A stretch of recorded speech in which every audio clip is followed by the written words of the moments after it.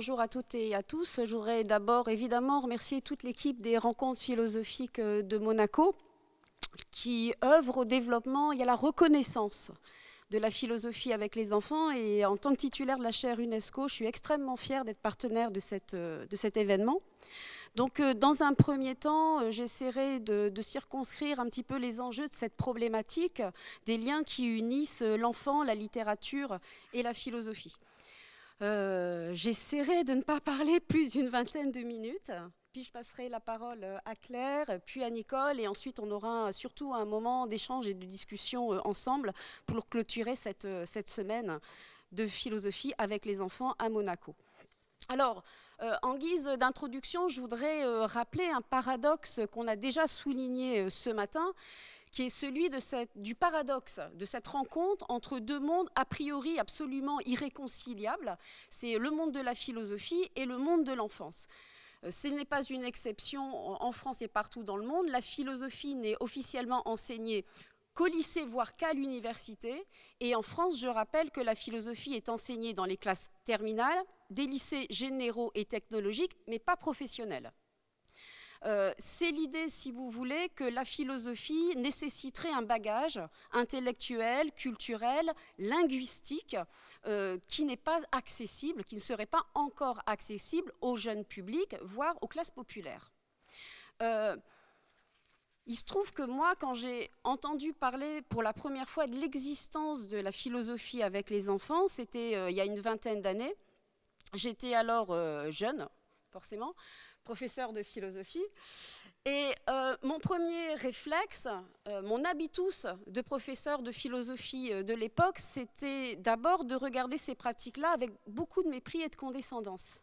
Philosophie et enfance, ça ne peut pas aller ensemble. Parce qu'encore une fois, l'exercice de la philosophie nécessite une rigueur intellectuelle et surtout un accès au texte fondateur classique de la philosophie qui, évidemment, en tant que tel, reste inaccessible aux jeunes enfants.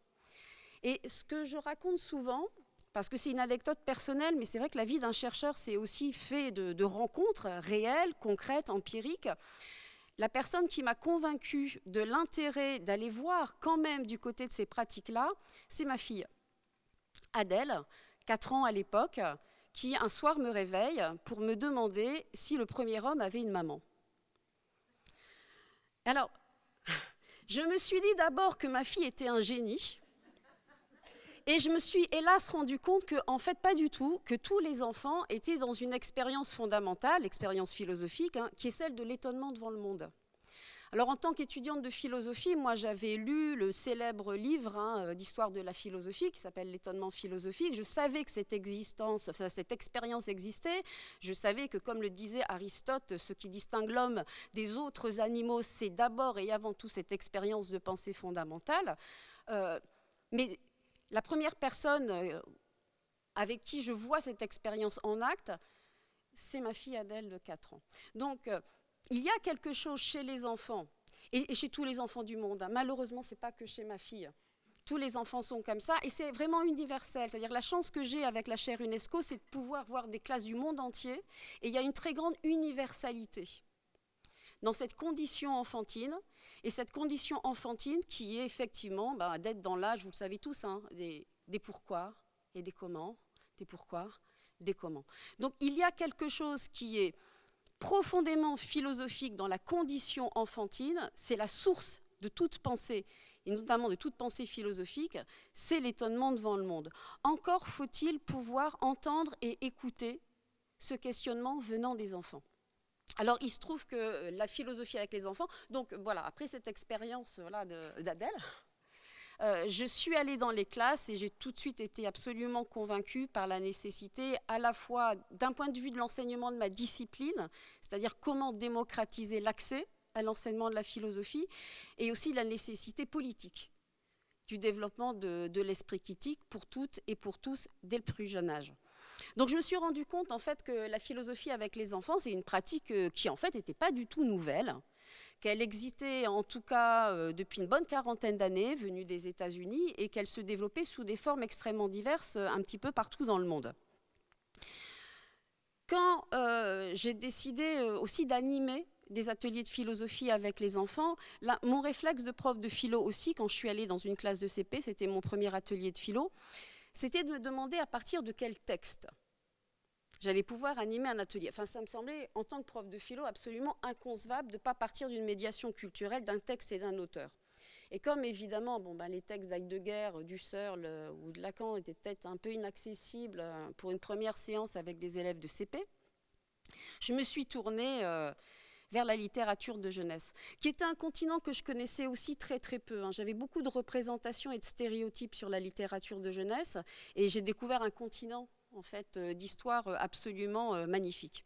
Et je me suis rendu compte aussi, en faisant des recherches, que parallèlement au développement de la philosophie avec les enfants sous des formes extrêmement diverses partout dans le monde, il y avait aussi depuis 40 ans le développement d'une littérature, d'une nouvelle forme de littérature de jeunesse, avec un potentiel philosophique extrêmement riche. La littérature de jeunesse, puisque c'est l'objet aussi et surtout presque de cette table ronde aujourd'hui, la littérature de jeunesse a profondément évolué ces 40 dernières années, et elle a évolué, il y a un très grand parallélisme, si vous voulez, entre le développement de la philosophie avec les enfants, le développement de la littérature de jeunesse et la représentation culturelle que nous avons de l'enfance. Et c'est extrêmement lié à la table ronde qu'on a eue ce matin. Il ne peut pas y avoir de philosophie avec les enfants, il ne peut pas y avoir de véritable littérature de jeunesse s'il n'y a pas sous-tendu une représentation anthropologique de l'enfant qui pense le monde et qui est capable d'avoir accès à des textes véritablement littéraires. Si on veut le faire vite, si on se représente l'enfant comme une petite chose innocente, ignorante, qui a d'abord besoin d'être protégé au maximum et retardé au maximum des préoccupations du monde des adultes, on ne va lui offrir que des ouvrages qui vont relever du pur divertissement. C'est-à-dire des ouvrages qui sont en fait totalement irréalistes, où la mort n'existe pas, où le mal n'existe pas, où l'injustice n'existe pas, où le désir n'existe pas. Martine, Choupi, Petit ours brun, c'est-à-dire, vous voyez, des ouvrages qui sont des ouvrages de divertissement ou des ouvrages qui ont pour mission d'adapter ou d'informer l'enfant sur les conditions du monde actuel, mais qui n'ont aucune profondeur littéraire ou philosophique. Je suis absolument convaincue que dans les années 70, la vulgarisation de la psychanalyse et la définition que donne Freud du monde de l'enfance a profondément aussi bouleversé le monde de la littérature de jeunesse. En 1976, le succès mondial de la psychanalyse des contes de fées, je regarde Manuela, je parle de psychanalyse, le succès mondial de la psychanalyse des contes de fées a permis de vulgariser une nouvelle représentation de l'enfant. Alors, Paul Audy a cité la célèbre, évidemment, formule de Freud. Freud s'attaque directement à Rousseau. L'enfant n'est pas pur, l'enfant n'est pas innocent, c'est un pervers polymorphe. C'est-à-dire, c'est un être de pulsion, de désir, d'angoisse, et c'est une éponge par rapport au monde. Ce n'est pas la peine de cacher la mort à un enfant, ou l'injustice à un enfant, ou le désir à un enfant. L'enfant est un être aux prises avec la condition humaine, et, dit Bettelheim, il a besoin d'être accompagné par des grands récits. Bon. Et ce discours, cette reconnaissance de l'enfant en tant que sujet, et ce discours qui valorise aussi l'accès de l'enfant à une littérature qui lui permette de donner sens au monde, va donner naissance à ça, à Claude Ponty, voilà, à des auteurs, vous voyez, je n'ai pas le temps de développer la profondeur philosophique, littéraire de ces ouvrages-là. Bon, Angerer, c'est un petit panthéon personnel, Kitty Kreuzer, Maurice Sendak, etc. C'est-à-dire qu'on a l'éclosion, depuis une quarantaine d'années, d'une véritable littérature. C'est-à-dire, alors, moi c'est une formule que j'utilise souvent, c'est une véritable littérature, c'est-à-dire ce sont des récits qui abordent de façon complexe des questions complexes. Voilà, qui ne prennent pas les enfants pour des imbéciles. Et alors, quand je disais que la littérature de jeunesse est toujours un symptôme de la façon dont une époque se représente le monde de l'enfance, c'est-à-dire on a depuis 40 ans cette éclosion d'une véritable littérature à destination des plus jeunes, mais on voit aussi naître des collections spécifiquement de philosophie pour enfants. Ça, c'était un genre qui n'existait pas il y a 15 ans, et on voit aujourd'hui une éclosion éditoriale. Alors, le succès du monde de Sophie, en 1995 y est aussi pour beaucoup, c'est-à-dire que ce roman de vulgarisation de l'histoire de la philosophie, qui est un best-seller mondial, fait que les éditeurs se rendent compte que cet accès à la vulgarisation de la philosophie, ça marche. Voilà. Et on va voir les Philofables de Michel Picmal, par exemple, exister en France. Et encore plus significatif de cette reconnaissance contemporaine de l'enfant à avoir accès à la philosophie, on a aujourd'hui des collections de jeunesse spécifiquement dédiées aux enfants. Alors bien sûr, il y a les tout premiers qui ont eu du succès, c'est les goûters philo chez Milan. Et puis Claire, bien sûr, va nous en parler, une prestigieuse édition chez Gallimard. Donc vous avez aujourd'hui, alors qu'il y a 40 ans pour les enfants, en gros, vous aviez que des ouvrages de divertissement. Vous avez aujourd'hui, au contraire, un continent à la fois de littérature, hein, mais aussi toute une mode de manuels de philo pour enfants. Donc vous voyez hein, comment culturellement ce regard sur l'enfant permet l'éclosion à la fois de ses pratiques et de ses œuvres. Alors, concrètement, pourquoi la littérature, puisque c'est vraiment un petit peu l'objet, quand même, le cœur de cette table ronde, pourquoi la littérature pour philosopher ? Pourquoi ne pas, par exemple, partir du simple vécu de l'enfant ? Pourquoi ce support particulier, particulièrement riche, pour accéder à un apprentissage de la pensée ? Alors bon, ça fait presque 20 ans, puisque Adèle a 24 ans, donc forcément, ça fait maintenant plus de 20 ans que je travaille sur ce sujet. Je vais essayer de le résumer en 5 minutes. 15 ans de recherche. Je crois qu'il y a plusieurs avantages qui sont conceptuels, enfin vraiment qui sont essentiels à ce que c'est que la littérature. Pourquoi on lit ? Pourquoi on a accès à des textes ? Et pourquoi on a besoin de la littérature ? Vous le savez certainement, mais il n'y a pas de civilisation sans récit. Il n'y a pas d'humanité sans conte, sans légende. Tous les hommes, les êtres humains, ont besoin de récits. Pourquoi ? Alors là, je vais me servir un petit peu de Paul Ricoeur et de l'identité narrative. Hein. Ricoeur a beaucoup travaillé sur cette universalité de besoin de récits pour les êtres humains. Et Ricoeur dit, alors là c'est pareil, hein, je résume Ricoeur en 1 minute, hein, vous me pardonnerez s'il y a des spécialistes de Ricoeur dans la salle. Ce que dit Ricoeur, c'est qu'il y a 2 grandes raisons pour lesquelles les hommes, les êtres humains, ont absolument besoin de récits. Il y a une première raison qui est presque secondaire, c'est, alors là je résume, hein, on va mourir, c'est tragique, on a besoin de l'oublier. Donc on a besoin d'évasion. C'est-à-dire que l'imaginaire est une évasion par rapport au tragique de la condition humaine, et on a besoin, encore une fois, d'un imaginaire pour s'évader, pour oublier le réel. Ça, dit Ricoeur, c'est certes une raison de lire des livres, d'avoir accès à du récit, c'est du récit de divertissement, mais ce n'est pas la raison principale. La raison profonde, dit Ricoeur, c'est que loin de nous éloigner de la réalité, le récit, bien au contraire, nous aide à le comprendre. C'est ce qu'il appelle la fonction référentielle de la littérature.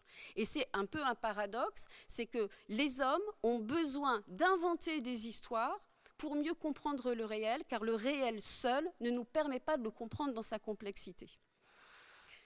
Alors Ricoeur essaye d'expliquer pourquoi nous avons besoin des histoires pour comprendre le monde, et il donne des raisons qui sont assez simples et qui sont très efficientes quand on fait des ateliers de philo avec les enfants. On voit tout de suite ces raisons-là. D'abord, dit Ricoeur, si en tant que philosophe, je veux essayer de penser la complexité, parce que la philosophie c'est complexe, hein. Il faut avoir accès justement à une forme de complexité des relations humaines. Donc les enfants doivent aussi avoir accès à cette complexité. Si on veut penser la condition humaine dans sa complexité, mon expérience du réel ne suffit pas. Parce que même si j'ai une vie riche, même si j'ai vécu longtemps, les expériences que j'ai pu vivre dans mon existence sont forcément extrêmement limitées. Je suis un homme et une femme d'une époque, dans une famille particulière. Et parmi toutes les possibilités, on dirait Heidegger, hein, qui sont possibles dans une existence, je vais n'en vivre qu'une minorité. Donc comment moi, philosophe, je peux penser la globalité du monde alors que je ne connais rien du réel ? Et Ricoeur dit, comment je peux par exemple penser le crime alors que je n'ai jamais tué quelqu'un ? Ben, il dit en lisant Crime et Châtiment. C'est-à-dire que la littérature va constituer un laboratoire. J'adore cette expression de Paul Ricoeur. Il dit les expériences de pensée que nous conduisons dans le grand laboratoire de l'imaginaire sont aussi des explorations dans le royaume du bien et du mal. Elle est souveraine pour moi, cette phrase.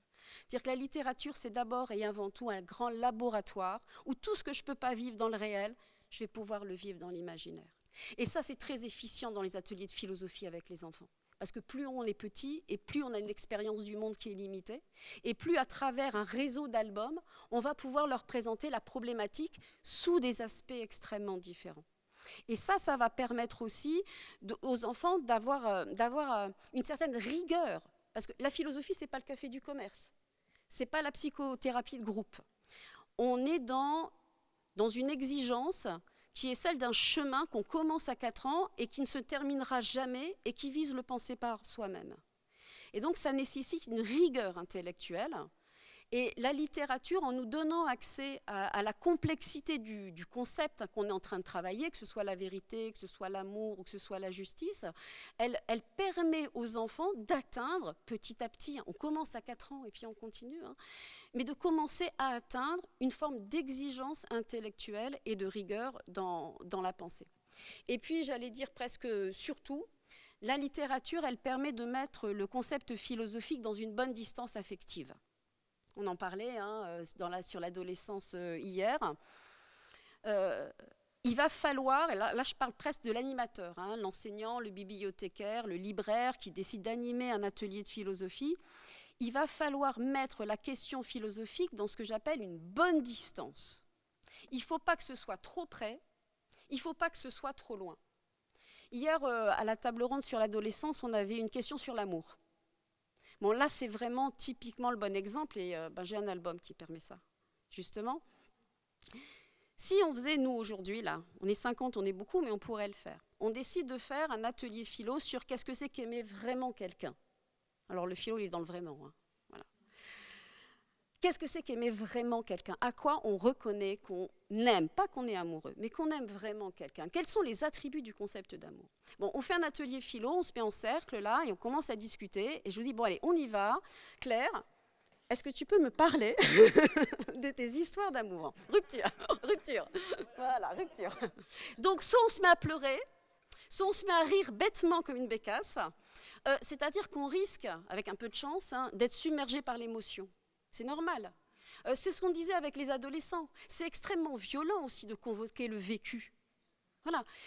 Ce qui est très important aussi, et là je me place plutôt du côté de l'école, c'est très important d'apprendre aux enfants de faire la distinction entre ce qui va relever de l'intime et ce qui va relever du privé. Moi, vos histoires d'amour, je suis désolée, mais ça ne me regarde pas. Vous voyez? Et on voit bien avec les maternelles, si vous faites des ateliers en maternelle, la grande difficulté avec les maternelles, c'est justement qu'ils ne parlent pas d'eux, ou de ce qui se passe à la maison. Donc, il ne faut pas être submergé par l'affect, il ne faut pas être submergé par l'émotion, il faut apprendre à faire la distinction entre ce qui relève du public et ce qui relève du privé. Et en même temps, c'est là où il y a la bonne distance, il ne faut pas que ce soit trop près, il ne faut pas que ce soit trop loin. Parce que si on fait l'atelier philo et que je vous dis, allez, tu vas me donner l'attribut du concept du sentiment amoureux, vous voyez, c'est trop abstrait. Donc comment on fait? Eh bien on prend ça, par exemple, on prend Cyrano. On prend une adaptation de Cyrano, on regarde l'histoire, alors de façon philosophique, on ne va pas l'étudier d'un point de vue littéraire, mais on va regarder un peu de la façon la plus objective comment Cyrano traite Roxane. Il aide son rival à la séduire. Quand Christian meurt, il la laisse des années et des années pleurer sur les lettres qu'elle croit écrites par Christian. Cyrano aime-t-il Roxane? Bon, pour l'avoir fait une 50aine de fois, je vous assure, ça donne des ateliers philo absolument extraordinaires, ou des adolescents, parce que ça, c'est surtout un support pour les adolescents. On voit, moi, c'est ce que j'ai appelé dans mes recherches le paravent du personnage. J'ai même des élèves qui font des lapsus. Mais Cyrano, il est nul, je ne la laisse pas à un autre. J'ai ça dans mes corpus. C'est-à-dire que le paravent du personnage, il l'autorise à prendre la parole publiquement sur des grandes questions philosophiques. Et ça, notamment pour des élèves, parce que j'ai beaucoup travaillé aussi dans l'enseignement spécialisé, en SECPA, de collège, etc. Au-delà de la démocratisation de l'accès à la philosophie, il y a aussi des effets sur l'estime de soi et la reconnaissance. Voilà.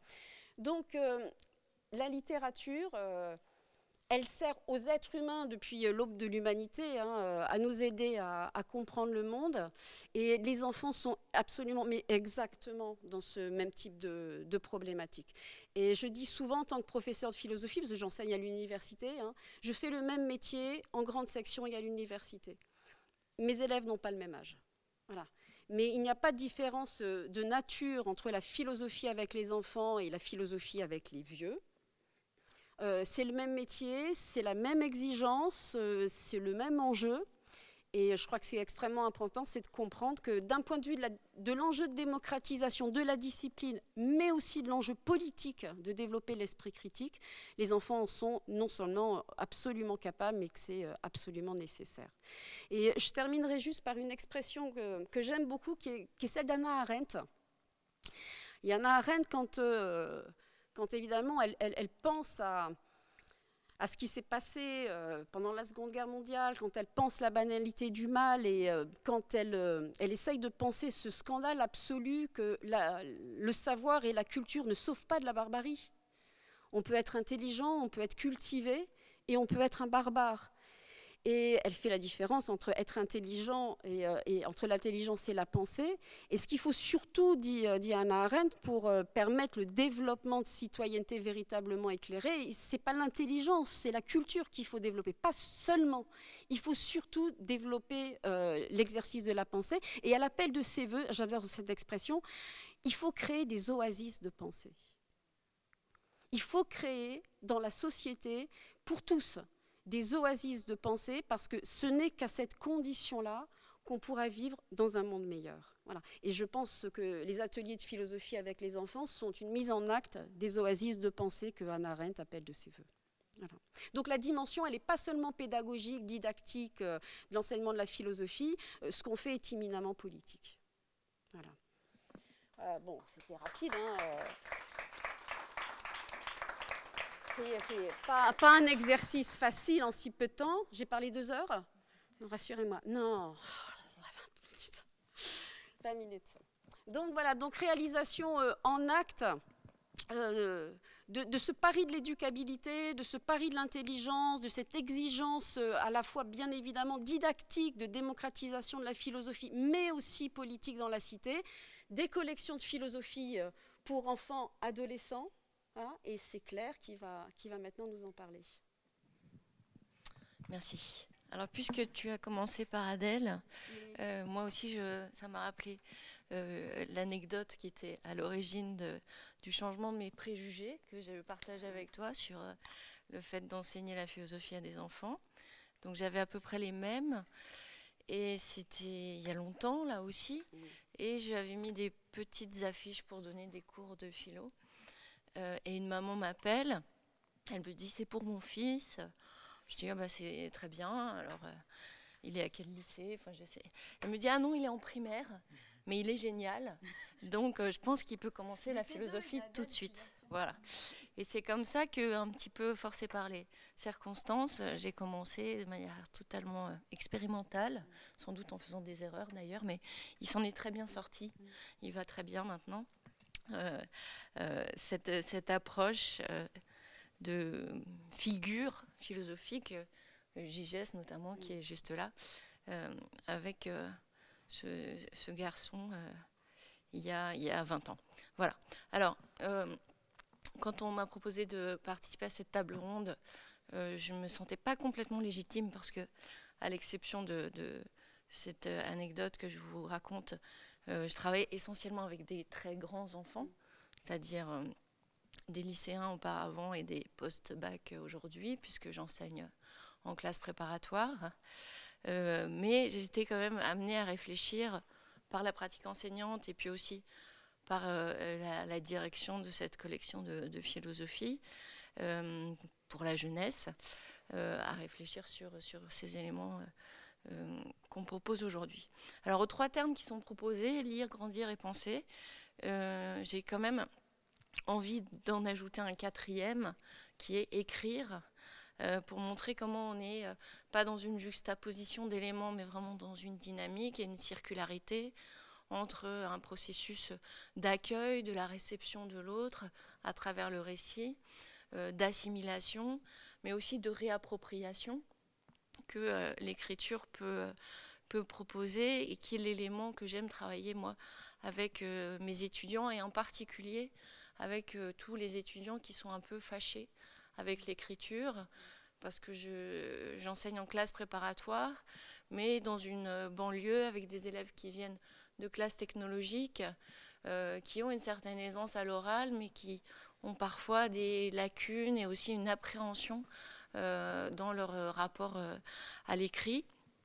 Et il est évident que la lecture va s'inscrire dans ce processus où on passe de la réception à l'élaboration, à la création, et que la pensée, évidemment, se clarifie aussi au fur et à mesure que j'essaye de l'écrire. Dans l'intitulé Grandir, j'avais prévu de dire exactement tout ce que tu as déjà dit, et en plus je l'aurais dit moins bien, mais il y a effectivement cette idée qu'on grandit intérieurement avec cette expansion de ce domaine intérieur de nos représentations, avec cette vie imaginaire qui donne plus, évidemment, qui multiplie les possibles en nous qu'on ne pourra jamais vivre, et cet enrichissement des vies des autres, des existences des autres, que permet la littérature, démultiplie nos vies. Je ne vais du coup pas revenir là-dessus. Un autre élément qui me semble important, on a Cyrano ici, c'est ces figures littéraires, ces héros, qui deviennent comme des amis, des compagnons, et qui dans notre existence vont parfois jouer plus de rôles que des personnes réelles, qui vont nous accompagner, qui vont parfois nous prévenir ou nous devancer sur la route de nos existences, et qui vont être comme ça des repères ou des contre-repères, mais en tout cas des figures qui moralement, affectivement, intellectuellement nous modèlent parfois plus que des vrais gens, si on peut dire les choses comme ça.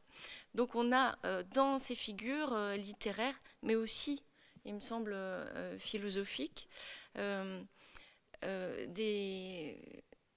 des compagnons, comme j'ai dit, qui vont participer à notre maturation intérieure et qui vont nous aider à traverser les différentes étapes ou les différentes épreuves de nos existences. Et si on veut ramener les choses justement à la question de la pratique de la philosophie, moi c'est quelque chose que j'aime bien faire, surtout avec les élèves qui sont les plus réticents, et on en a quand même. C'est aussi de faire des philosophes, des personnages incarnés. Alors pas nécessairement en racontant leur vie dans le détail, en faisant de la biographie, mais en essayant, à travers le personnage de Socrate ou de Nietzsche, de définir ou de retranscrire une sensibilité philosophique ou une position philosophique, une perspective, une manière de se positionner dans le regard, enfin, ou de traduire leur regard sur le réel à partir d'éléments peut-être un peu plus incarnés. Pour justement, c'est ce que tu évoquais tout à l'heure sur est-ce qu'on est trop haut, est-ce qu'on est trop près, parfois donner quelque chose essayer de traduire la pensée d'un auteur en une figure du penseur. Je trouve que ça peut aider, et notamment ça peut aider les élèves à s'identifier. C'est-à-dire que parfois un processus assez efficace, c'est de faire comprendre à cet élève que là, il est nietzschéen ou que là, il est kantien. D'abord, c'est très valorisant, donc c'est un petit peu démago, certes, mais ça fonctionne bien. Et puis, on a comme ça des figures incarnées, parfois même incarnées dans la classe, qui peuvent fonctionner. Donc, il y a aussi des éléments pédagogiques qui se jouent autour de ces figures littéraires ou philosophiques. Ce que je voulais aussi ajouter, c'est pour reprendre cette question du rapport entre lire et écrire, montrer comment certains textes vont déclencher des éléments comment dire, de réappropriation de sa propre histoire. On revient à des problématiques communes, évidemment. Et peut-être, juste pour donner un exemple, quitte à en discuter par la suite, mais donner l'un des exemples qui fonctionne assez bien avec justement ces élèves de classes technologiques qui viennent souvent, pour mes étudiants en tout cas, de milieux relativement modestes, avec des histoires familiales, d'immigration, d'exil, parfois de guerre assez difficiles. Il y a un texte qui fonctionne assez bien avec ces classes-là, qui est le texte d'Amin Malouf qui s'appelle L'identité meurtrière, au début duquel il propose de faire un examen d'identité en montrant à quel point son identité est un mélange de religion, de culture, de langue, de vécu, et comment la notion d'identité, comme une espèce de noyau bien compact et bien lisse, finalement ne traduit absolument rien de cette mosaïque culturelle, intellectuelle et affective qui le compose. Donc, juste cet exemple pour dire comment, ici, on peut créer dans une structure, enfin dans un exercice pédagogique, cette circularité dont j'essayais de parler au départ, entre la lecture qui produit un moment de réflexion, de retour sur soi, sur sa propre existence, et sans rentrer, là encore, dans l'intimité de la vie de l'étudiant, puisqu'il écrit ce qu'il a envie d'écrire. Et c'est intéressant d'ailleurs de voir qui met de la distance et quel style est utilisé. Ils n'ont pas d'autres consignes que, en gros, les 2 pages qu'il faut remplir au maximum. À partir de là, ils écrivent de manière assez libre ce qu'ils ont envie d'écrire, ce qui ne correspond à aucun exercice scolaire, philosophique, d'aucun programme, d'aucun concours, peu importe. Mais cet exercice souvent déclenche un rapport plus décomplexé à l'écriture. Et en ce sens, il a au moins cette vertu de combattre un certain nombre de sentiments qui peuvent revenir à des choses qu'on a évoquées hier, comme sentiment d'imposture ou la honte de ne pas savoir écrire correctement, etc. Donc, on voit comment un texte va produire ce processus de réflexion, de développement d'une pensée, et aussi le plaisir, malgré tout, parce que c'est aussi ça qu'il faut dire, de réussir soi-même par la suite à produire un récit, une histoire, à partir d'un modèle, et sans être écrasé non plus par ce modèle. Alors, parallèlement, donc, on m'a confié dans une grande insouciance, il y a quelques années, la reprise de la collection d'origine qui était Chouette Pensée, une collection qui est riche de plusieurs dizaines de volumes, et à laquelle j'ai donné une toute petite inclinaison différente. D'abord parce qu'un certain nombre de thèmes philosophiques avaient déjà été traités, donc il ne s'agissait pas de remettre en question la qualité des ouvrages précédents, mais aussi parce qu'il me semblait que la philosophie était aussi là pour donner aux jeunes des clés d'interprétation d'un monde contemporain complexe. Donc, ce qu'on a ajouté en plus des thèmes spécifiques du programme de philosophie, comme par exemple dans les derniers ouvrages, on en a fait un sur le bonheur, sur l'identité. On a aussi voulu se saisir d'un certain nombre de problèmes, et c'est pour ça qu'on a publié des textes sur le racisme. Pierre Péju, qui était là jusqu'à hier, a fait un texte sur le narcissisme, avec cette thèse qu'il défend d'un narcissisme contemporain collectif et très spécifique. On en a fait un sur les nouvelles technologies. Le prochain sera sur la lecture, donc on rejoint un peu pourquoi lisons-nous des livres, ce genre de problématique.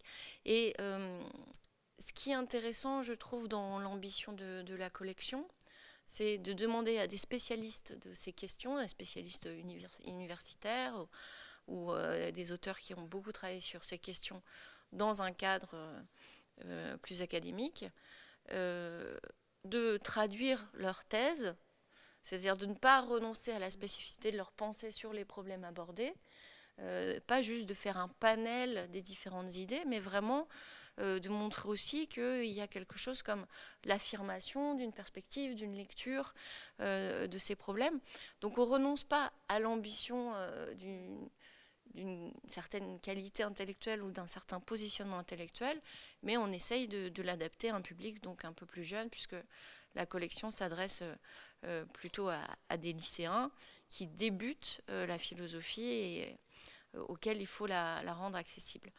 Donc l'idée ici, c'était effectivement de leur permettre de grandir au sens, leur permettre de préparer l'appréhension du monde dans lequel ils vivent avec plus d'outils, plus de clés, des concepts qui sont mis à leur disposition pour essayer de comprendre les phénomènes contemporains, mais aussi leur propre mode de vie, c'est-à-dire les amener à s'interroger. Il y a une surreprésentation sur ces deux couvertures des téléphones portables, puisque c'est le cas sur les deux, mais s'interroger donc sur des modes de vie qui sont les leurs, dans lesquels ils sont parfois pris, dont ils subissent, on revient à la discussion d'hier soir, la puissance aliénante, et dont ils vont pouvoir essayer pouvoir se détacher. Et dans un atelier que j'avais fait, alors pour le coup avec des CM2 et des 6e sur le téléphone portable, on voyait à quel point c'était extrêmement efficace, en effet, de proposer ces thématiques. Et ils étaient très, très demandeurs d'une réflexion philosophique sur des modes de vie, des objets ou des phénomènes. Par exemple, la question des migrants touche les enfants beaucoup plus qu'on pourrait le croire. Les gens qui dorment dans la rue, c'est pas du tout normal. Donc, en interrogeant aussi ces éléments, il me semble qu'on répond à une espèce de vide aussi auquel certaines de leurs questions sont confrontées. Donc, l'idée, c'était de proposer donc, ces textes en les pensant aussi comme des médiateurs, c'est-à-dire non pas au sens où il y aurait déjà toutes les réponses à la question posée, mais en donnant aussi aux jeunes élèves les moyens d'aller par la suite lire.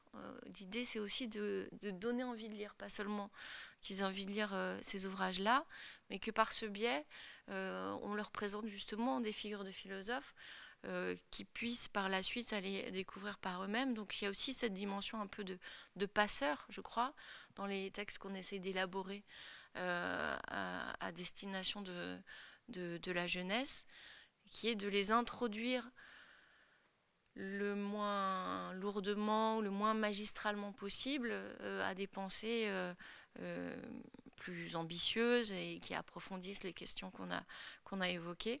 Donc c'est cet élément de transition qu'on voulait faire. Donc les aider avec ces éléments conceptuels à décrypter leur propre analyse pour éviter de subir aussi la situation dans laquelle ils se trouvent.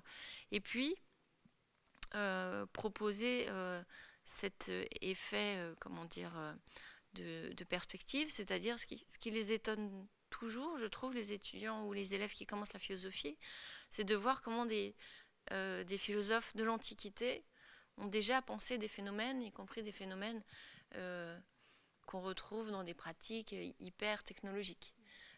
Et ça, cet effet de contraste, là où ils s'attendent à avoir une grande différence, de trouver une forme de similitude ou d'écho, c'est toujours quelque chose qui fonctionne assez bien et donc sur lequel on s'appuie à plusieurs reprises. Sur l'idée de grandir, évidemment, il s'agit de voir ce qui nous fait grandir intellectuellement, ce qui permet de faire mûrir la pensée, mais il y a aussi peut-être ce dont on sort grandi, ou les livres dont on ressort grandi. Et je crois que l'un des travaux du professeur, c'est aussi de transmettre ça, c'est-à-dire l'émotion de la lecture, quand quelque chose de la beauté du texte finalement nous contamine, nous dilate de joie, dirait Spinoza. Et donc je crois, alors ça c'est vraiment totalement personnel, mais que les textes qu'on transmettra le mieux, ce sont ceux qui nous ont nous-mêmes particulièrement émus, et qu'en ce sens, il n'y a pas de texte qui pourrait sortir de la catégorie philosophique.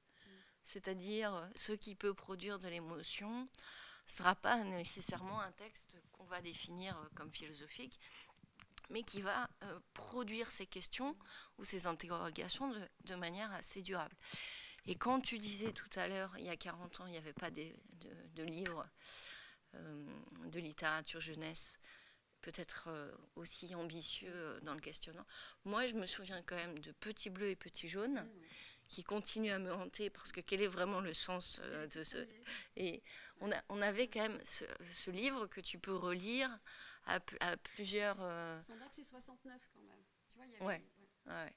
Et donc voilà, c'était pas pour trouver à tout prix le contre-exemple, mais parce que ça fait partie de ces ouvrages que j'ai en tête depuis longtemps et qui commencent par produire une énorme émotion et dont la réflexion va se décliner au fil des années et revient quand ensuite tu le lis à tes propres enfants. Et ça, je trouve ça assez fascinant de voir les différentes résonances d'un même texte à différents moments. Et puis, ce qui me semble intéressant, c'est que la manière dont cet espace mental, tu l'as très bien dit, s'agrandit par ses vies possibles, etc., c'est aussi une manière parfois extrêmement chaotique. C'est-à-dire que parfois, un livre qui va être efficace, c'est celui qui crée en moi de la confusion, du brouillage, et que le livre qui ne produit pas immédiatement une réponse, il est peut-être plus nécessaire que celui qui va prétendre justement en apporter. Et en ce sens, d'après moi, là encore, de manière très personnelle, les textes de poésie ont cette puissance de déstructuration ou d'embrouillement ou de confusion qui sont toujours hyper efficaces et qui donnent des réactions à la fois très désordonnées elles aussi, mais très stimulantes et qui permettent parfois d'être une introduction à l'analyse d'un thème philosophique vraiment très, très dynamique. Donc, ça me paraît intéressant d'avoir ces livres qui nous bousculent, ce qu'un livre de philosophie ne fait pas forcément immédiatement, ou qu'il aura du mal à produire avec des jeunes qui commencent à s'entraîner à l'exercice philosophique. Et en ce sens, voilà, parallèlement à la littérature jeunesse, moi j'insisterai sur le fait qu'un cours de philosophie se nourrit de toutes les formes de récits ou de littérature et pas essentiellement de textes classiques. C'est pas très original non plus de le dire, mais ça me semble important de se donner la liberté en tant que prof de philo d'utiliser autre chose que des textes d'auteurs proprement philosophiques. Et donc oui, en conclusion, puisque j'ai travaillé sur le volume des nouvelles technologies et de manière absolument horrible, je dirais que si nous sommes augmentés aujourd'hui, ou s'il faut aussi nous augmenter, c'est par la lecture et par la littérature. C'est ça notre vrai monde virtuel. Et c'est dans ce monde virtuel qu'on se construit ou qu'on se répare, pour reprendre des problématiques de la veille. Et en ce sens, effectivement, c'est à tous les âges que l'élaboration, évidemment, de ce laboratoire que tu évoquais tout à l'heure peut se faire.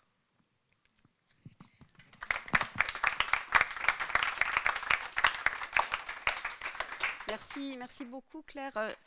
Juste, il y a deux résonances dans ce que tu dis. J'ai beaucoup aimé l'idée qu'il y a certains personnages qui peuvent être des amis fidèles et des rencontres presque plus importantes que des rencontres qu'on va faire dans la vie réelle. Et ça me fait toujours penser à un passage dans Proust, alors je ne saurais plus citer exactement l'endroit, mais où il fait semblant de s'étonner. Il est en train de dévorer un roman et il se demande mais pourquoi est-ce que je suis plus préoccupée par le sort des personnages du roman que je suis en train de lire que par les ennuis de mes voisins qui sont juste à côté de moi. Et évidemment, c'est tout le phénomène d'identification et plus peut-être encore d'un phénomène profond, intime, de résonance qui est profondément émouvant, quoi. C'est comme dans une rencontre amoureuse, rencontrer un livre. Hein. Et je pense que... Enfin, voilà, cette idée qu'on peut rencontrer un livre, qu'on peut rencontrer un personnage, qu'on peut rencontrer un ami ou une histoire d'amour, c'est quelque chose qui me paraît absolument fondamental et qui me paraît absolument fondamental dans les missions que nous avons en tant qu'éducateurs, en tant qu'enseignants. hein, de donner la possibilité de cette rencontre. Et puis, deuxième chose, je suis absolument d'accord avec toi, la littérature et la philosophie, ça doit bousculer. Je dis souvent aux enfants, même très très jeunes, qu'un atelier de philosophie qui est réussi, on doit se poser plus de questions à la fin qu'au début. Et je dis aussi beaucoup aux enseignants que je peux former que la philosophie, c'est pas un spa. Voilà, c'est pas un moment de massage, c'est un moment aussi, ça doit être, alors avec des enfants de 4 ans on se comprend quoi, mais ça doit être un moment qui est inconfortable, c'est la caverne quoi, le récit qui est fondateur dans ce que c'est que le cheminement de la philosophie, c'est plus confortable de rester dans la caverne, et le chemin de la philosophie, c'est un chemin qui est difficile, il faut le dire aux enfants, c'est pas facile ce qu'on est en train de faire, ça doit déranger, ça doit bousculer, et pour l'enseignant aussi, oui, je vois les enseignants, oui, c'est pas le spa, animer un atelier philo, et que les enfants doivent avoir cette joie, et comprendre aussi, j'aime beaucoup ça dans une des finalités de l'atelier de philosophie, c'est de prendre conscience de sa vulnérabilité. C'est-à-dire que par rapport aux grandes questions que forcément on va se poser en tant qu'être humain, c'est l'amour, c'est la justice, il n'y a pas une seule réponse possible, on ne va pas trouver un manuel sur l'amour, sur le bonheur et sur la justice, la réponse on ne va pas la trouver noir sur blanc, et qu'il faut accepter d'être dans le peut-être, il faut accepter de ne pas savoir, il faut accepter de pouvoir changer d'avis, c'est-à-dire qu'il faut accepter d'être vulnérable. Tommy Ungerer, il faut traumatiser les enfants, sinon ils finiront experts comptables. Voilà. Nicole, est-ce que tu vas traumatiser les enfants avec les triplés? Tu vas nous raconter non, ça. je crois pas, mais j'espère que j'ai créé des compagnons. Et justement, tu parlais des compagnons, des compagnons dans les livres. Il y a un truc qui est très drôle toujours dans la recherche, quand on demande à Monsieur Charlus qu'est-ce qu'il a eu de plus triste dans sa vie, et il répond la mort de Lucien de Rubempré dans Les Illusions perdues de Balzac. Voilà, donc moi je suis très, très flattée d'être invitée ici. Moi j'ai eu un parcours très particulier qui fait que je suis devenue ce que je suis, c'est-à-dire une personne entièrement vouée aux enfants. J'ai rien à dire. Les grandes personnes m'intimident beaucoup. Et j'ai eu une drôle d'enfance. J'ai été élevée dans une bibliothèque qui était en même temps l'atelier de reliure de mon grand-père, qui était un relieur d'art. J'ai toujours vu des livres, j'ai beaucoup lu, j'avais le droit de lire tout. J'ai beaucoup écrit, illustré. Mon grand-père me donnait un petit morceau de cuir, je cousais les couvertures entre elles sur mes œuvres et j'écrivais édition Nicole. Voilà, et je fais toujours la même chose puisque j'écris, je dessine et que je suis aussi éditrice. Voilà, c'était une sorte d'enfance rêvée. Mon grand-père était très très très âgé puisqu'il était né en 77 et qui me racontait par exemple l'enterrement de Victor Hugo dont il se souvenait parfaitement bien. Vous voyez, il y a une sorte d'enjambement. 1877, enjambement dans le temps extraordinaire. Et la maison où j'étais tous les week-ends, c'est-à-dire la maison de mes grands-parents, c'était vraiment une maison du 19e siècle. J'ai adoré ça d'ailleurs. Donc je vivais comme ça avec une sorte de danger que j'ai toujours, à savoir lire à la place de vivre. C'est toujours une chose dont il faut que je me méfie. Et puis maintenant, un truc assez bizarre, c'est regarder des séries en boucle, 12 épisodes ensemble pendant un week-end. C'est-à-dire vraiment partir dans le monde parallèle. Enfin, j'étais comme ça et j'ai beaucoup lu, écrit et commencé mon métier. J'ai su lire, il paraît, très très très très jeune, je crois que vers 3-4 ans, et j'ai toujours fait ça en fait. Alors mon but, c'était de faire des enfants qui auraient été des membres de la famille, des copains, des compagnons, des cousins. Voilà, donc voilà, c'était les triplés. C'est les premiers enfants que j'ai dessinés. Ça a marché tout de suite. Avant, j'étais dessinatrice pour les enfants de beaucoup de vêtements, de meubles, de jouets. J'ai fait d'images de marque. J'ai fait tout pour les enfants et j'attendais. Je crois que j'ai fait 9 héros avant d'avoir les triplés. Là, je me suis dit, bon, allez, ça y est, on va les montrer. Ça a marché tout de suite, ça a marché dans Madame Figaro, et ça fait 35 ans que je m'y colle toutes les semaines. Voilà, alors, j'ai rien inventé. C'est lui. Lui, c'est mon filleul. J'avais pas encore d'enfants, j'ai eu mes enfants après. C'est mon filleul qui s'appelle Roch. Vous voyez, c'est vraiment, vraiment lui. Voilà, et j'ai fonctionné comme ça. Je crois qu'il y a toutes sortes de dessinateurs humoristiques, toutes sortes de motivations. Il y a des gens qui sont sarcastiques, qui se moquent. Il y a des gens qui protestent, qui se battent. Moi, je ne dessine que par amour. C'est comme ça que je fonctionne. Et j'ai trouvé ma devise chez mon cher Paul Valéry qui disait « L'amour, c'est de pouvoir être bête ensemble ». Voilà, donc c'est le ressort que j'aime utiliser. Alors voilà, juste pour rire, je vous montre que dans la vie idéale, donc mes petits triplés n'ont pas grandi depuis 35 ans, et voilà ce qui se passe dans la réalité. Voilà, maintenant il est papa à son tour. Voilà. Donc, si vous voulez,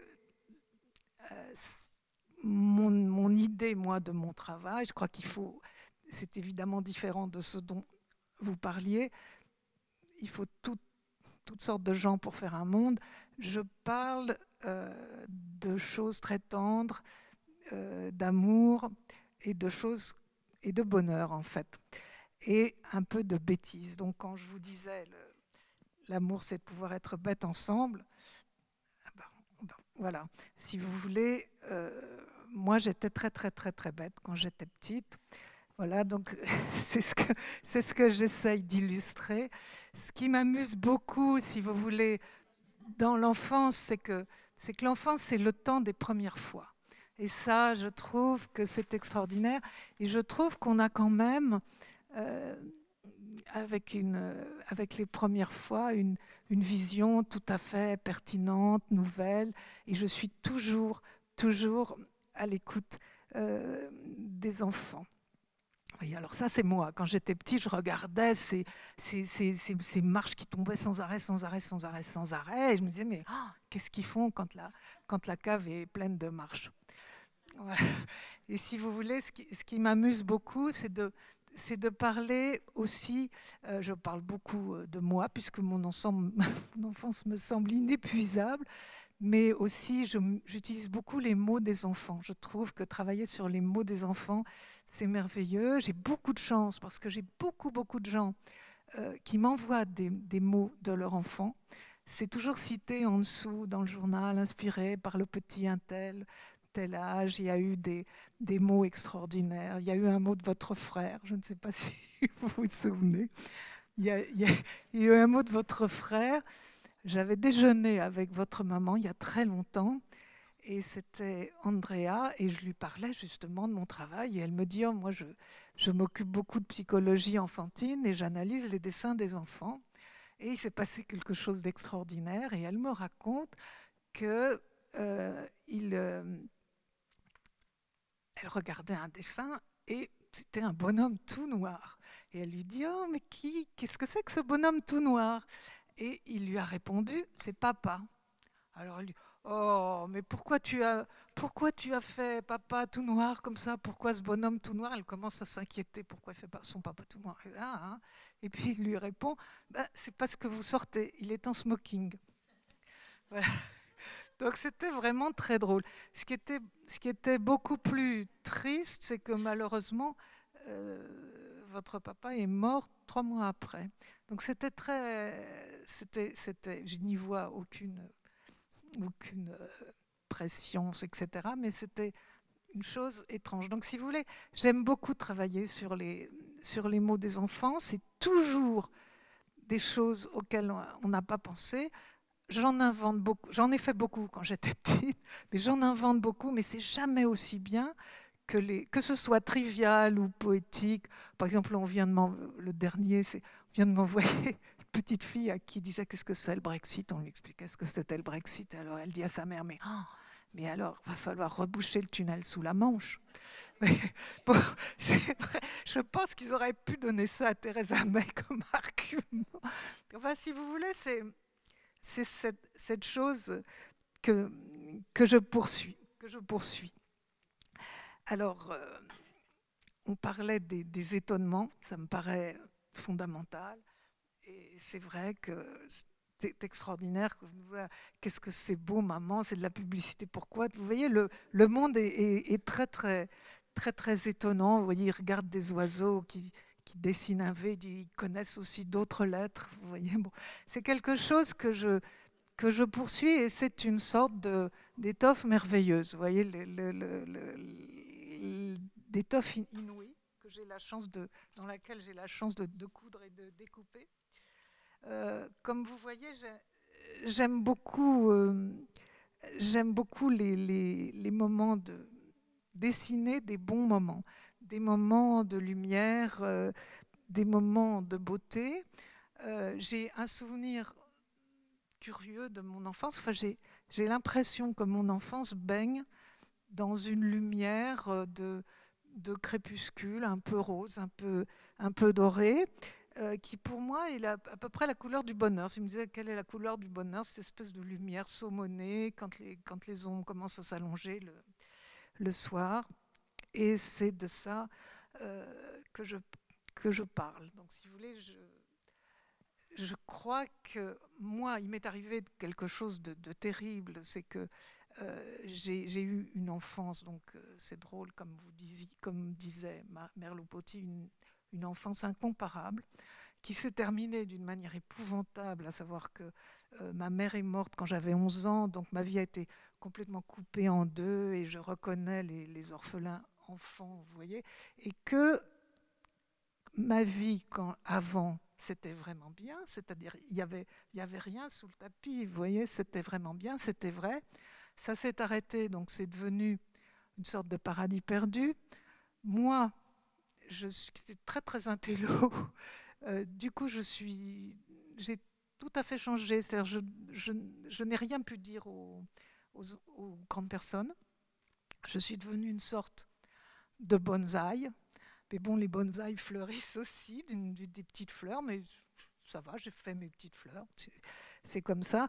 Et si vous voulez, je parle du bonheur et je ne suis là que pour ça. J'ai beaucoup de respect pour les gens qui font des livres d'enfants sur des problèmes ou des questions très graves. Moi, je ne suis pas là pour ça. Voilà. Mais parlons de choses, de bons souvenirs. Vous voyez, ça c'est J'essaye, donc après avoir fait les triplés, j'ai eu des enfants et j'ai eu toutes sortes de bonheur, à savoir, ma fille, en effet, je l'emmène devant le Meineken Peace et elle me dit « Ah, c'est du vrai pipi qu'ils mettent dans la fontaine » ou vous voyez, prends pas celle-là, elle a la varicelle. Donc, si vous voulez, j'essaye de faire des choses comme ça. Alors, il y a des dessins qui sortent tout seuls. Vous voyez, c'est fastoche, c'est rigolo tout de suite. Et puis, si vous voulez, comment ça marche, cette espèce de drôle de métier quand même, toutes les semaines de sortir sa planche, qu'on comprenne ce que vous voulez dire. Et si vous voulez, il y a des choses, ça c'est un dessin que j'affectionne, parce que c'est un des premiers, je crois que ça faisait 3-4 mois que j'étais dans le journal. Et si vous voulez, je séchais, c'était horrible, j'avais pas mon idée. Et une copine m'avait offert cette fleur qui s'appelle un anthurium. Et j'avais un drôle de sentiment, c'est-à-dire quelque chose m'agaçait. Oui, quelque chose m'agaçait.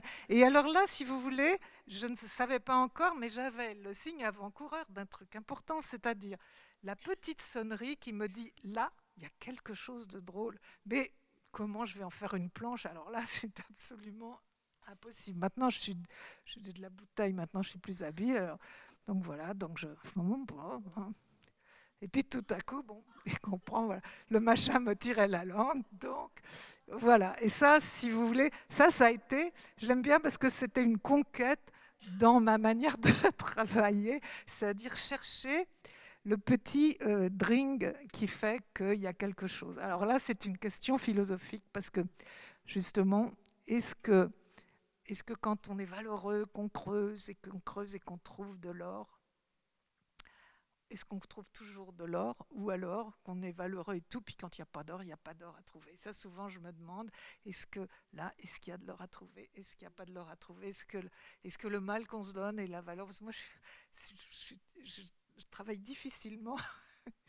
je me donne du mal et quelquefois, je trouve rien. Et c'est peut-être de se dire, voilà, est-ce que je trouve rien parce que je suis pas assez bonne, parce que j'ai pas assez cherché, ou alors est-ce qu'il n'y a rien à trouver? Voilà, c'est une question que je me pose. Et puis, il y a des moments où le drink, voilà, ça c'est la planche telle qu'elle a été faite, mais elle est très vieille, hein, cette planche.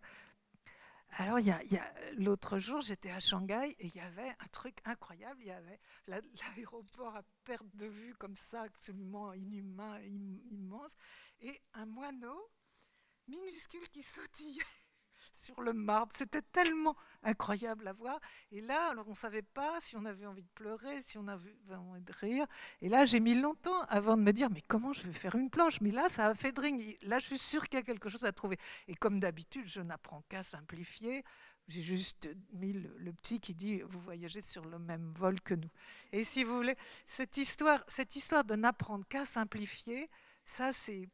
Vous voyez, par exemple, quand je vois des vieux dessins, je me dis, oh là là, j'étais con, ça aurait été bien mieux comme ça. Et à chaque fois, c'est beaucoup plus simple. Et avant, je faisais plein de pages en plusieurs strips. Maintenant, quand je peux faire une seule page, c'est beaucoup mieux. Vous voyez que là, je refais une série télévisée. J'ai supplié, je me suis roulée par terre pour faire des 5 minutes au lieu des 8 minutes, parce que c'était mieux. Et donc, je sais pas, j'apprends que ça. Voilà, donc ça, c'était ma petite conquête pour apprendre à simplifier. Mais Dieu merci, il y a des trucs qui sont beaucoup plus drôles avec les enfants. Et bon, là, je vous en ai fait quelques-uns. Ça, c'est toutes les conneries qu'on peut faire. Voilà, vous mettez un élastique à la place du fil dans le yo-yo de votre frère, ou alors vous mettez un fil beaucoup plus grand. Voilà.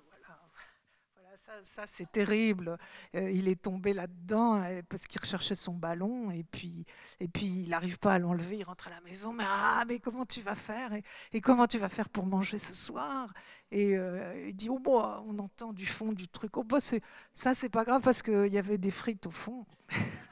Dégoûtant, voilà, ça c'est quand on oublie de mettre le couvercle du mixeur, ça c'est on détricote le pullover parce que maman adore tricoter, voilà. Combien il y a de Kleenex, est-ce qu'on sait ça? Combien il y a de Kleenex dans une boîte? Voilà, ça c'est le gâteau de mariage, voilà. Bon, ça c'est des trucs où je m'amuse beaucoup, j'en ai fait des centaines. Ça, c'est une fille qui a des ciseaux tout neufs et qui adore le bruit des ciseaux. Donc, je vous en passe. Voilà, ça c'est un. Voilà, ça c'est un. Justement, je vous parlais d'une de mes aventures, c'est de faire de l'animation. Alors j'aime beaucoup ça. Alors là, ça pose une grande question. Quand vous arrivez de l'audiovisuel, quand vous arrivez du livre et que vous tombez dans l'audiovisuel, il vous arrive des trucs souvent épouvantables. C'est-à-dire vous êtes l'auteur d'origine, entre guillemets, c'est-à-dire la fille ou le mec qui a commis le livre, et vous arrivez, vous êtes content, vous animez vos personnages. Bon, j'ai fait ça une première fois. Pierre Lescure m'avait commandé au début de Canal+ toute une série, et puis j'avais mis quand même des années à m'en remettre. Là, j'ai recommencé. Et on vous dégomme tout de suite, c'est très difficile. Bon, là, la série, mais j'ai lutté. La série a très très bien marché. Maintenant, j'ai un producteur très très gentil, formidable. J'ai la chaîne derrière moi, donc si vous voulez, la deuxième, la troisième saison va être formidable. Et je fais tout ça avec une extrême sentiment de l'éthique que je dois avoir, vous voyez, parce que on vous dit, mais restez tranquille, ne faites rien, prenez l'oseille et laissez-nous faire. Et en fait, je trouve que les enfants méritent qu'il y ait des vrais auteurs jusqu'au bout, vous voyez, et pas des poules de scénaristes qui changent. Enfin, donc, si vous voulez, j'interviens beaucoup. Alors, comme ça a très très fort payé sur la première série, j'ai été récompensée. Mais j'étais quand même l'emmerdeuse numéro 1 pour toute l'équipe pendant très longtemps. Voilà. Voilà, alors ça, c'est ce qu'on fait pour faire. Vous voyez, on est obligé de dessiner tous ces personnages. Ça fait grandir aussi. Hein. Parlons de grandir. On est obligé de faire tous les personnages. Ensuite, il y a un truc merveilleux, c'est la 3D. Donc, vous travaillez beaucoup avec le modeleur. Et puis, ça commence à tourner dans tous les sens. Ça se colorie. Vous voyez, c'est quand même une expérience absolument formidable. Là, alors j'ai toujours des projets dans lesquels je m'implique aussi beaucoup. Là, il y a un projet de film en prise de vue réelle avec des acteurs. Voilà, je les ai trouvés, mais le temps que ce soit monté, si ça se trouve, ils seront trop grands. Voilà, mais regardez, c'est quand même des vrais, hein, c'est quand même des vrais. Et ils habitent à Dunkerque, qui sont incroyables. Je les ai invités à la maison, ils ont fait que des conneries. J'avais mon carnet de notes perpétuel, voilà. Et puis voilà, c'est eux. Voilà. Et puis sinon, voilà mon héros le plus philosophique. Ça, c'est une chose que je viens de faire, qui s'appelle Nouna la nouille. C'est une nouille qui veut sortir de son paquet. Alors, parce que dans son paquet, c'est pas marrant, on est à l'abri, et puis les nouilles n'arrêtent pas de se poser des questions. Alors, vous voyez, dans leur paquet, d'où viennent les nouilles Qu'y a-t-il Est-ce que la première nouille avait une maman? Qu'y a-t-il hors du paquet? Alors, qu'y a-t-il hors du paquet? Grande question. Y a-t-il d'autres étagères? D'autres étagères habitées par des nouilles? Et puis aussi, est-ce que la vie est belle ou est-ce que la vie est dure? Alors, il y a deux écoles philosophiques. Donc, il y a l'école qui dit la vie est belle et les nouilles naissent dans les champs de blé et youpi, c'est super. Puis il y a l'autre école qui dit non, la vie est horrible et puis les nouilles naissent dans les usines et puis etc. Et puis il y a une rumeur comme ça qui court, mais ça personne n'y croit, même les plus pessimistes, qui dit il paraît qu'on nous mange. Ça, quand même, ça n'est pas possible. Alors, un jour, cette petite Nouna qui décide d'aller voir par elle-même arrive à sortir de son paquet. Alors là, elle rencontre beaucoup de monde, rencontre des spaghettis qui, eux, sont coincés et pessimistes. C'est vraiment la comédie humaine. Hein. Elle rencontre des macaronis qui sont exubérants et rigolos. Des coquillettes qui sont légères, elle rencontre des nouilles alphabet qui sont très, très, très, très savantes. Et puis, elle entend parler d'un roi et au roi, elle dit le roi, c'est sûr, je vais pouvoir lui poser toutes ces grandes questions, c'est certain.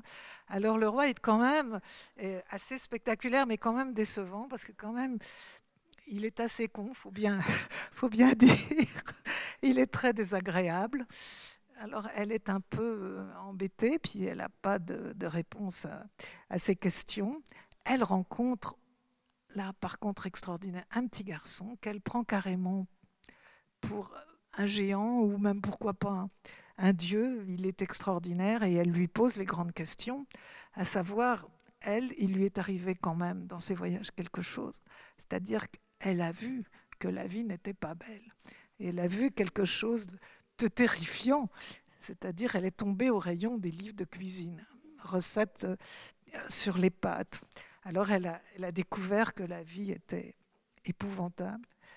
Elle a découvert aussi que ça pouvait être très très très très bien.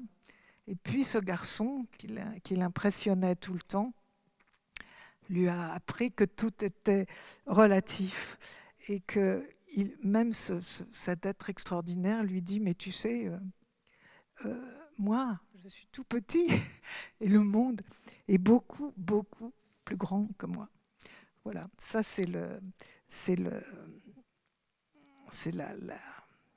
la réponse à beaucoup de questions et je crois que bon, tout est relatif. Est-ce qu'on peut savoir? On ne sait pas, mais finalement, est-ce que c'est si grave?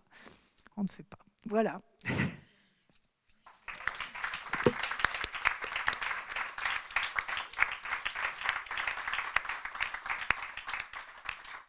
Merci Nicole.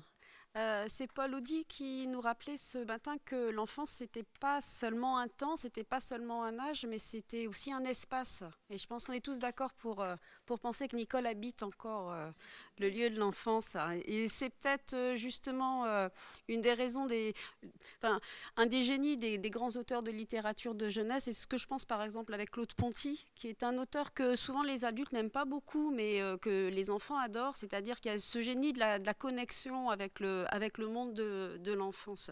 Et c'est ce que disait d'ailleurs aussi Gilles Deleuze, parce qu'il disait que la posture du philosophe, c'est la posture de l'idiot. Et il fait un parallèle entre le philosophe, l'enfant et l'idiot. Et je crois que tu aimes beaucoup faire l'idiote aussi. Et on aime beaucoup aussi faire les idiots et donc être philosophe.